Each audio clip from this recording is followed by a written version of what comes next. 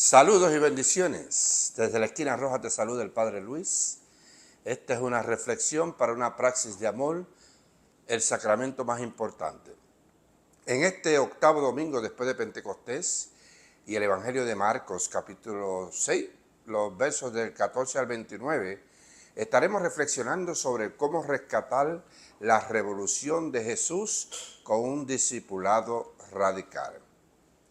Yo no tengo la menor duda de que Jesús fue un activista social radical que murió luchando por la justicia en todas sus dimensiones y el bien común. Y espera que aquellas personas que le sigan también sean radicales. No es exagerado decir que Jesús era un rebelde. Se oponía al sistema que mantenía su patria palestina colonizada, volteaba las cosas y decía todo tipo de cosas subversivas en los días en que caminaba por la tierra. Es perfectamente apropiado entonces que las personas cristianas llamen a Jesús rebelde o subversivo. Todo lo demás que la gente le atribuye, como la narrativa común de que Cristo, el Hijo de Dios, que en realidad es un título tradicional para los reyes de Israel como David. Ese Cristo sacrificó su vida para perdonar los pecados de la humanidad por la eternidad. Esto está sujeto a interpretación. Y si alguien te dice que la Biblia dice, por ejemplo, que la homosexualidad y el aborto son pecados, la verdad es que no encontrarás a Jesús citando o diciendo eso en ninguna parte de la Biblia. Tengo una fe profunda en Dios, un amor a Jesús y valores progresistas. Y por todo esto, lucho por construir una iglesia cristiana que en el contexto de ser relevante y reverente a las realidades del pueblo, sea asimismo democrática, inclusiva y orientada a la justicia. Aprendí y sigo aprendiendo mucho en el camino. Encuentro la historia y las enseñanzas de Jesús increíblemente inspiradoras, a pesar de que tiene más de 2000 años.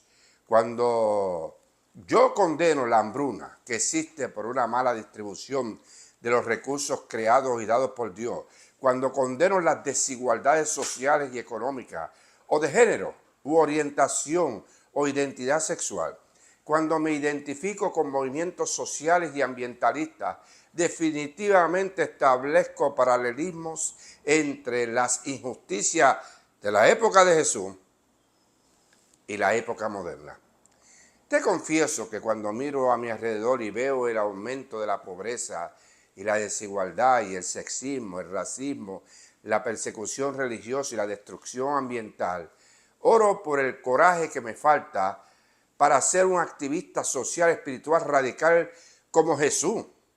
Sigo buscando ese discipulado radical como el que el Evangelio de Marcos 6 nos presenta con la verticalidad de Juan el Bautista. Ahora bien, ¿qué significa este discipulado radical? El discipulado radical se refiere a una forma de seguir a Jesús que se caracteriza por un compromiso total con Él y la voluntad de vivir sus enseñanzas, incluso frente a la oposición o la persecución. Es un discipulado que está marcado por un amor radical por Dios y por las demás personas, el medio ambiente y todo lo demás creado. Es una voluntad de sacrificarse por el Evangelio y un deseo de ver venir el reino de Dios, que es la comunidad de Dios, a la tierra, como lo es el cielo. La palabra radical proviene de la palabra latina radix, que significa raíz.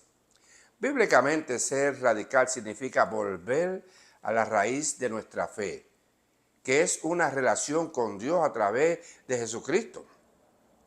Significa vivir las enseñanzas de Jesús de una manera consistente con su amor, gracia y misericordia.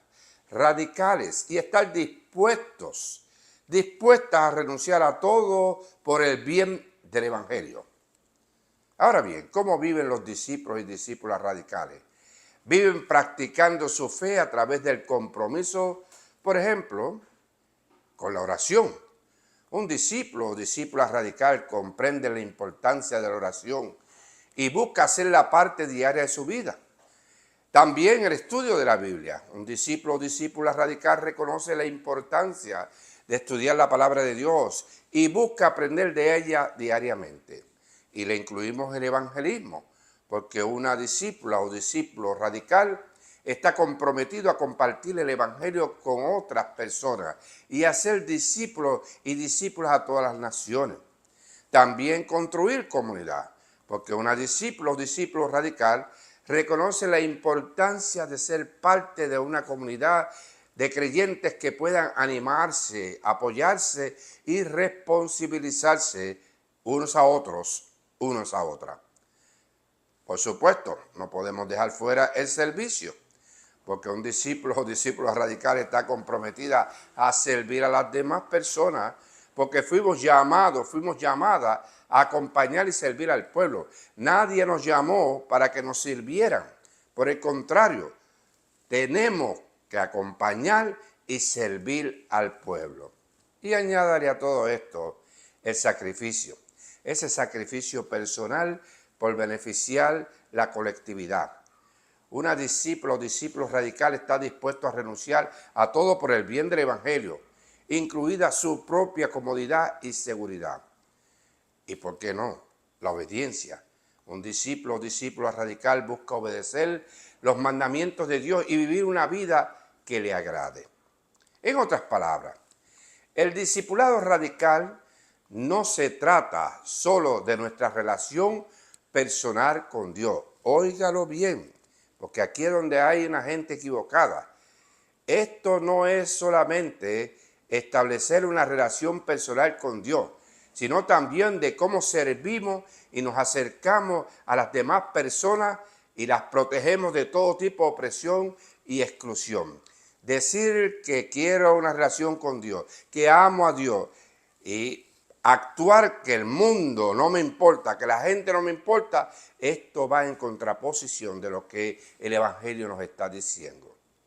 Luego de haber leído el libro El costo del discipulado, se lo recomiendo, pude comprender mucho mejor todo este asunto del discipulado radical.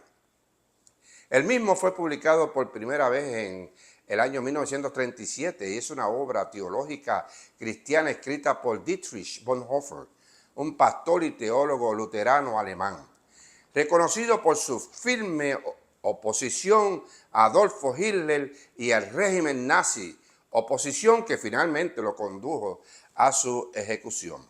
Pero Bonhoeffer aporta sus experiencias y perspectivas únicas en una interpretación matizada del Sermón de la Montaña. Su perspectiva y experiencia de vida dan peso al argumento principal del libro. ¿Cuál es este argumento principal? La inseparabilidad de la fe y la acción.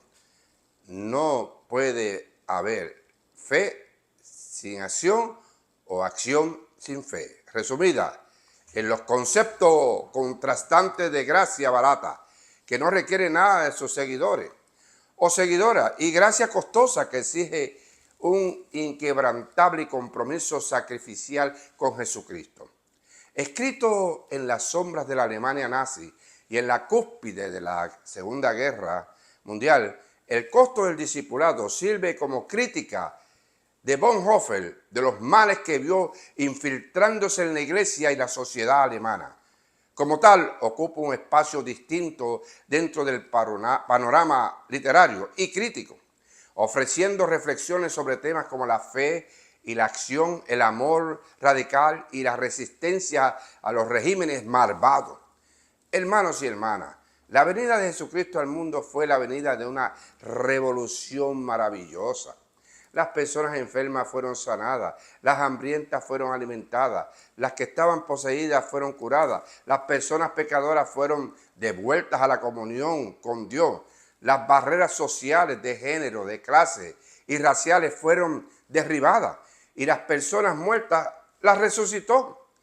Y esta revolución se logró no mediante la violencia y el odio, sino mediante el poder y el amor de Dios obrando a través de Jesús. Jesús es el modelo del discipulado radical. Señalar los problemas de la iglesia del Primer Testamento y los estímulos en la situación actual de la iglesia no debe llevarnos a una complacencia o actitudes pesimistas o derrotistas. Como sucede en la actualidad, la iglesia primitiva y la propia comunidad de discípulos y discípulas de Jesús tenían muchos defectos. Somos seres humanos, pero estas no fueron consideradas como cosas que debían tolerarse, sino como negaciones del Evangelio y que merecían juicio. Jesús advirtió contra decir religiosamente, Señor, Señor, amén, amén, aleluya, aleluya, sin actuar en consecuencia. Entonces, lo más importante que hay que decir sobre el fracaso de la iglesia en vivir la revolución de Jesús es que la situación plantea un desafío urgente para nosotros, para nosotras, para nuestras iglesias. Debemos arrepentirnos, sí, pero el arrepentimiento que trae una transformación. Realmente no solo de palabra y seguir las palabras de Jesús de paso revolucionario, de verdad, y no solo de palabra. Con nuestro discipulado radical estamos construyendo iglesias que son relevantes y reverentes a las luchas del pueblo. Recuerda, ese desafío es costoso. Fue el camino que llevó a Jesús a la cruz. Hoy te invito a que reactivemos la revolución de Jesús con nuestro discipulado radical. Bendiciones y la paz con justicia sea con ustedes y prométanme que van a ser muy felices en el amor solidario, el sacramento más importante. Amén y ashe.